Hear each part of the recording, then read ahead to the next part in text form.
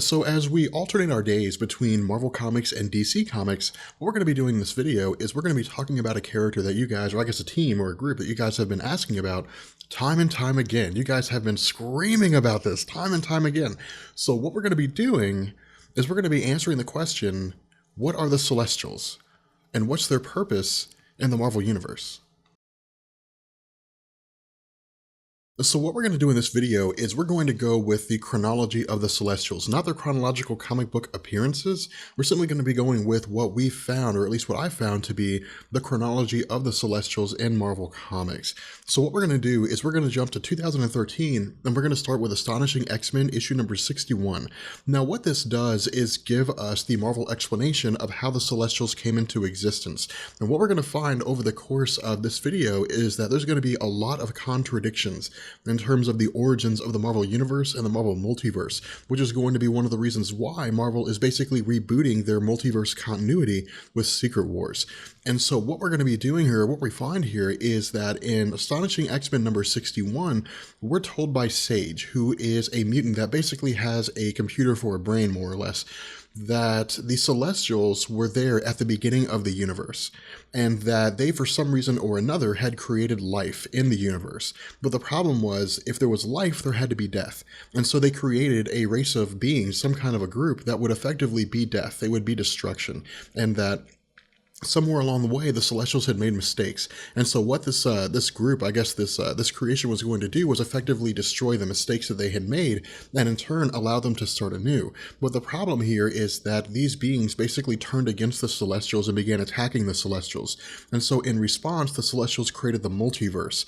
And in the multiverse, they created a pocket dimension whereby they stuck these beings in there to keep them isolated from the rest of existence, the rest of all known creation. Now, this is our first contradiction, because the question is, how can the Celestials be at the beginning of reality if we have beings like the One Above All? What was the purpose of the One Above All before the Celestials came along? More so than that, if you recall our discussion about the Infinity Gauntlet, we had talked about how, according to Thanos and his look into the Infinity Well, prior to existence, there was one being that was composed of what would become the Infinity Gems, but due to the fact that he was basically extremely lonely, he had dispersed itself among all of existence, ultimately creating the Infinity Gems in the process.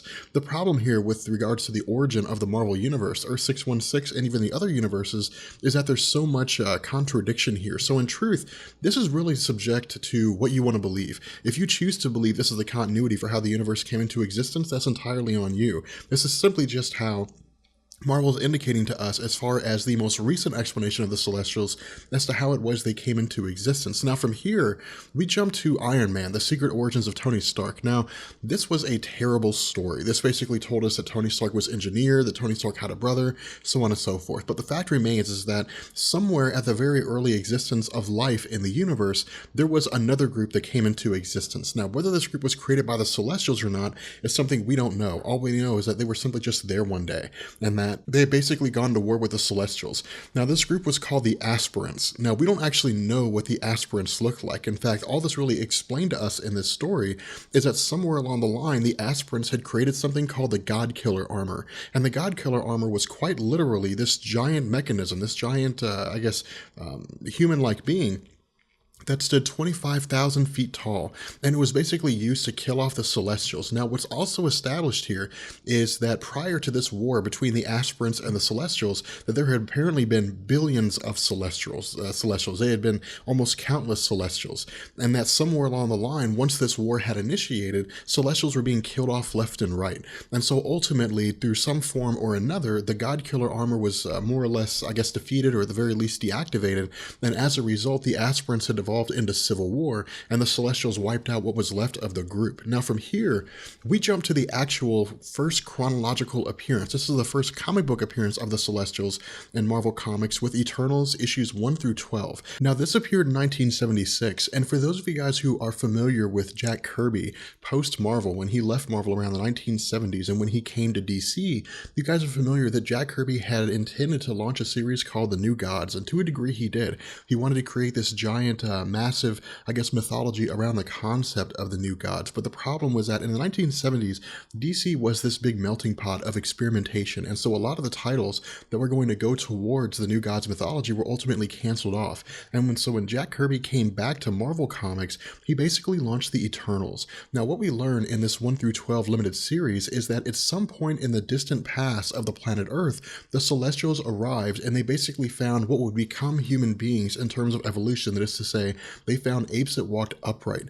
And so what they did is, knowing that these apes would eventually turn into humans, they effectively used the DNA of these apes to create two other societies. The first society were the Deviants, and the second society were the Eternals. Now, the Deviants were basically a race of physical mutants. Think of them like a combination between the Morlocks of H.G. Wells' Time Machine and the Morlocks in Marvel Comics. They mostly existed subterranean. Very rarely did they ever actually have any contact with humans, and in fact, a lot of the stories that originate in the Earth 616 continuity in human mythology about trolls, ogres, things like that, those all come from meeting with the Deviants under weird circumstances. Now, the Eternals were the opposite. The Eternals were nearly genetic perfection. They were basically the closest that any singular being could get to being the Celestials without actually being a Celestial. They had a massive amount of power, but the problem was that as time progressed with the Eternals, they ultimately fell into a state of civil war. And so what we found was that the Eternals split off into multiple castes around the Earth 616 continuity, which is why we have different versions of the Eternals. We have some Eternals that protect the planet Earth. We have some Eternals that live among human habitation on the planet Earth. And for example, there are Eternals that live on the moon Titan of Saturn. Now, this is where Thanos comes into play. What we know is that with the Celestials destabilizing the gene pool of the Deviants, ultimately leading to these rapid mutations and crazy things like that, we would also have to assume that somewhere along the line, they had installed the potential inside of Eternals to become Deviants. And so this is the reason why when Thanos was born, he was born with the physical appearance that he did.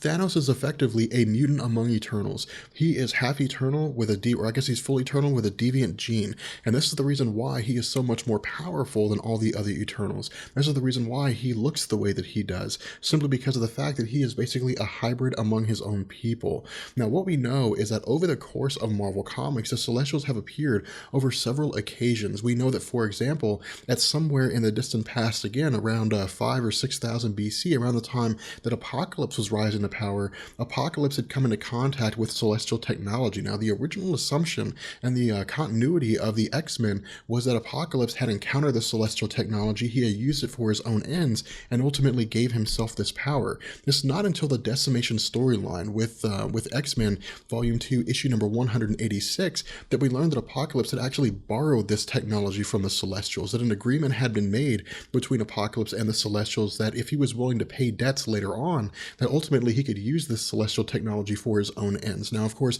we know he failed to pay those debts. We know that at the end of X-Men Volume 2, issue number 186, or at least in this series, that ultimately Apocalypse was taken away by the Celestials, which is the reason why Apocalypse had embarked on so many campaigns to gain so much power. His attempt here was to always find a way to basically stave off the Celestials by attempting to gain as much power as he did, which of course, or I guess as much power as they did, which of course he was ultimately unsuccessful in doing it. Now, the one thing that we also have to keep in mind here is that the original coming of the Celestials, at least as it was given to us in the Eternals, when they first began experimenting on humans, this could be considered the first host of Celestials, and this is how they appear routinely. They always appear in hosts. The second host of the Celestials came after the Deviants and the Eternals had effectively been created, after they had reached this sort of, expansion point of sorts. And when the second host of Celestials arrived, they began to examine the planet Earth to see how far their experiments had evolved and whether or not the planet Earth should continue to sustain life itself, which again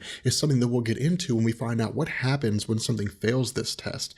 But ultimately, when they had arrived, the Deviants had immediately attacked the Celestials, and so as a result, the Celestials had basically wiped most of the Deviants from the face of existence, leaving only a handful left, and then left the planet Earth. And so what we found was that, again, the third Celestial host appears in Thor Annual issue number 7, and in issues number 283 to issues number 300. And what happens here is that, again, the Celestials appear here for the purpose of judging the planet Earth. Now, the way that this works, they have what's called a judging Celestial. This is the Celestial celestial that arrives on the planet Earth to determine, or arrives on any planet to determine whether or not it can continue to exist. And the original intention here of the celestials when they arrived was that all life needed to simply be removed. The judge had basically deemed that the planet Earth was no longer, able or needed to sustain life, and so the intention was to wipe out all life and effectively start over again. And so in the midst of this conflict between Thor and the Asgardians, while they had basically failed in stopping the Celestials due to the vast amount of power the Celestials had, that the biological mother of Thor, that is to say Mother Earth herself, had effectively intervened by simply presenting the Celestials with 12 beings. Now these 12 beings, as they were presented to the Celestials, were effectively the pinnacle of humanity. They were the best that humanity had to offer in terms of their aspirations, their capabilities. They were basically the peak of humanity in terms of its evolution as far as its initial, implementation with regards to the Celestials. And so the Celestials, being satisfied with this offering, had effectively left the planet Earth alone. Now, in Quasar issue number 24 from Volume 1, which came out in 1991, I think, around the time, and I believe it was actually part of a tie-in to the Infinity Gauntlet storyline, Quasar witnesses what happens when a race fails the genetic test of the Celestials, which tells us that the planet Earth was not the only planet the Celestials had ever experimented with. And in fact, the Celestials had experimented with other planets. And so when he arrives on this alternate, or this other planet, what he finds is that the Celestials are effectively wiping out all life on this planet entirely. It's being completely eradicated. All life is being moved. The entire planet's being sanitized. And as a result, the Celestials will start over with their experimentation again. But again, what we find is that for the most part, with regards to this explanation of the Celestials, none of this really matters. None of this is really important, and the reason why is because in New Avengers issue number 30, what we found was that basically the Beyonders had wiped out the Celestials alongside Eternity and Infinity and the other cosmic entities, including the Living Tribunal. And so basically, all the cosmic entities are dead. Nothing really exists now in terms of the form of cosmic entities in the Marvel continuity. And so again, this is all just kind of leading up to Secret Wars. This is all just part of this lead up to Secret Wars, where we see pretty much everything coming to an end and the multiverse being reconciled into a single reality. With that being said, we're going to bring this video to an end. I hope you guys enjoyed it. If you did, let me know, and I will catch you guys later. Peace. Be sure to follow me on Twitter. There you can keep up with all the updates from Comics Explained and talk to me directly.